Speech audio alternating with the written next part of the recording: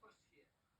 1974 a été une année charnière au niveau de la recherche agricole du Sénégal parce que l'État du Sénégal a pris la décision de réunir les anciens centres gérés par la France pour créer l'Institut sénégalais de recherche agricole le 4 novembre 1974. Et depuis lors, le Centre national de recherche forestière, anciennement Direction des recherches sur les productions forestières, a la charge, la responsable, le rôle régalien de mener les activités de recherche au niveau de la foresterie, de l'agroforesterie au Sénégal. Au début de sa création, le centre avait une mission transversale et au fil du temps, l'institution a pu opérer un recentrage de ses activités de recherche.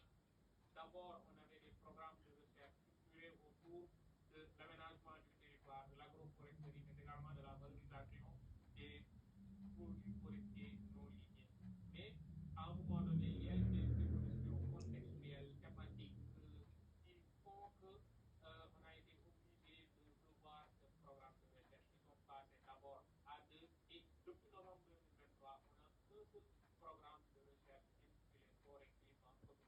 Un changement de cap qui place les communautés locales au cœur de ses préoccupations. Ici, tout est fait suivant un canevas scientifique de haute précision dans la sélection des semences, une étape cruciale mise en exergue dans ce laboratoire. Les semences que nous avons, par exemple, on a des semences forestières qui sont utilisées comme bois d'œuvre, mais également comme bois poussière de cycle. Vous avez ici, par exemple, l'eucalyptus, vous avez ici le sébac entendra, Pectona grandis, mais également Dalbergia, qui est très très prisé dans la zone pastorale, par son utilisation d'autrefois qui est très résistant, notamment aux attaques des termites. Donc, tout est rangé, vous pouvez voir toutes les semences d'espèces qui sont utilisées pour l'alimentation végétale, mais également pour l'alimentation humaine. Par exemple, on voit ici le balanisette, c'est utilisé autant pour les animaux que pour les hommes. On a ici l'huile du Mauriciana, Phyllocardia virea. On a le Moringa bolifera qui est une espèce très très très particulière par les vertus que l'on peut avoir à travers l'utilisation de cette espèce-là. Ensuite, il faut se tourner vers la pépinière Montmalouate et constater une autre phase de la recherche en foresterie. Cette fois-ci, il s'agit de l'élevage de plants. Nous avons deux types de production de plants. Soit vous avez les semis directs, mais vous avez le greffage ou d'autres techniques de multiplication végétative.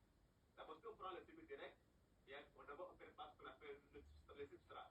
Vous avez vu tout à l'heure, vous avez un mélange de sable et de terreau avec un pourcentage qui est bien déterminé et pour augmenter, pour pousser la vigueur des plants.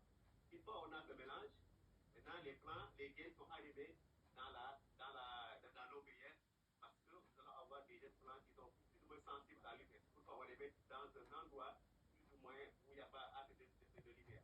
Maintenant, une fois que vous avez la germination, la levée des plants, on va les transférer dans la partie à ciel ouvert pour l'acclimatation avant la transplantation. Ces arbres font partie de nos écosystèmes, voire essentiels dans la vie de nos forêts.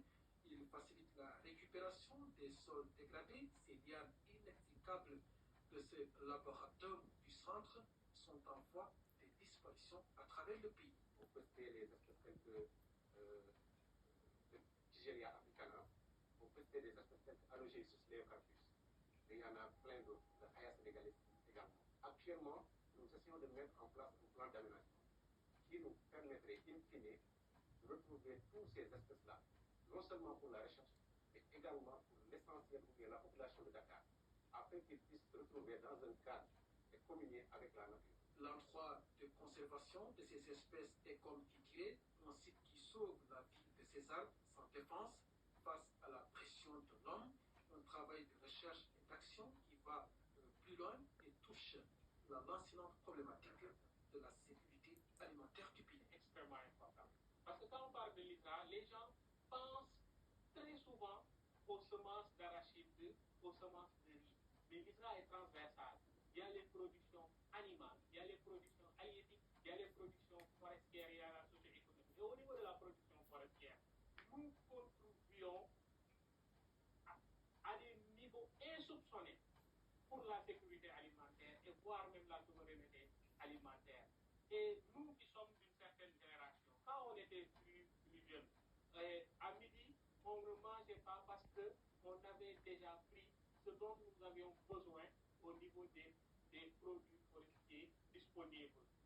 Quand vous allez en Casamance, quand vous allez à Kolda, quand vous allez à Tamba, cela est encore une réalité. Au niveau de la recherche, je l'ai dit tantôt, notre responsabilité, c'est d'arriver à asseoir une politique de recherche, à avoir des opérations de recherche qui renforcent davantage la disponibilité de ces produits, surtout en termes de raccourcissement des cycles de production. Ce dont nous demandons, c'est qu'au niveau de la tutelle agriculture, mais également des techniques fonctionnelles, ministère de l'Environnement, que nous ayons des appuis qui nous permettent de continuer à avoir une certaine souveraineté dans le déroulement de certaines activités de recherche qui soient prioritaires. Et celles en lien avec la souveraineté alimentaire, il n'y a pas plus prioritaire que celle-là. Et malheureusement, les bailleurs de fonds internationaux ne financent pas cela. Le Centre national de recherche en foresterie est présent dans le pays à travers ses antennes décentralisées. Il dépend de l'ISRA qui fête cette année ses 50 ans de vie dans un contexte de défi climatique et de souveraineté